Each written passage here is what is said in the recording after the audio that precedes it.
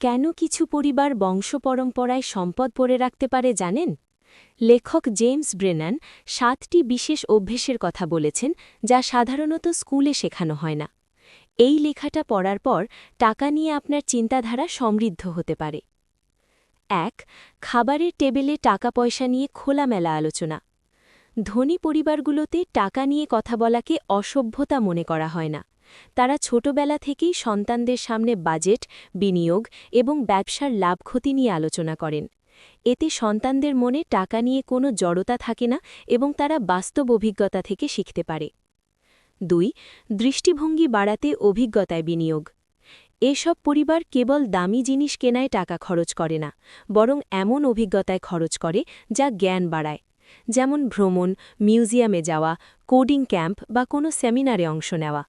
লক্ষ্য হল সন্তানদের নতুন নতুন চিন্তা ও মানুষের সাথে পরিচয় করিয়ে দেওয়া। ৩. ধৈর্য ধরতে শেখানো।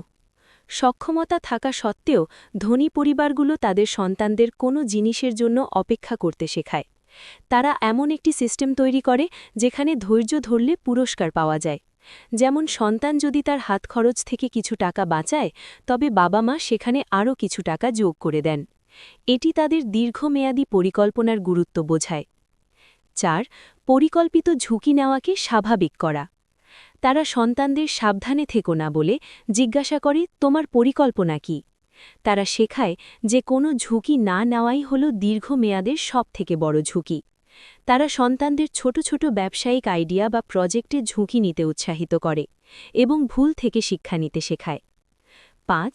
কেনার আগে তৈরি করার মানসিকতা। ধনী পরিবারগুলো কেবল ভোক্তা না হয়ে নির্মাতা হওয়ার চেষ্টা করে। কোনো কিছু কেনার আগে তারা ভাবে, এটা কি আমরা নিজেরা তৈরি করতে পারি?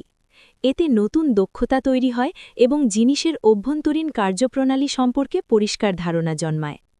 ৬. ভুলকে টিউশন ফি হিসেবে দেখা। ব্যবসায় ক্ষতি বা কোনো ভুল হলে এই পরিবারগুলো রেগে না গিয়ে প্রশ্ন করে, আমরা এখান থেকে কি শিখলাম? তারা ভুলকে লজ্জার বিষয় না মনে করে এক ধরনের শিক্ষা হিসেবে গ্রহণ করে। তারা তাদের ভুলগুলো নথিবদ্ধ করে রাখে যাতে পরবর্তী প্রজন্ম একই ভুল না করে। ৭. আভিজাত্যের চেয়ে স্বাধীনতাকে গুরুত্ব দেওয়া। সবচেয়ে অবাক করা বিষয় হল তারা আয়ের সবটুকু খরচ করে না। লোক দেখানোর জন্য দামি গাড়ি বা বিশাল বাড়ি কেনার চেয়ে তারা আর্থিক স্বাধীনতাকে বেশি গুরুত্ব দেয়। তারা নিজেকে প্রশ্ন করে, এই জিনিসটি কিনলে আমার স্বাধীনতা বাড়বে না কমবে? তারা সামাজিক মর্যাদার চেয়ে হাতে বিকল্প সুযোগ রাখাকে বেশি পছন্দ করে। বংশগত সম্পদ কেবল ব্যাংক ব্যালেন্সের বিষয় নয়, এটি মূলত একটি বিশেষ মানসিকতা এবং অভ্যেসের সমষ্টি। এই অভ্যেসগুলো যে কেউ আজ থেকেই চর্চা শুরু করতে পারেন।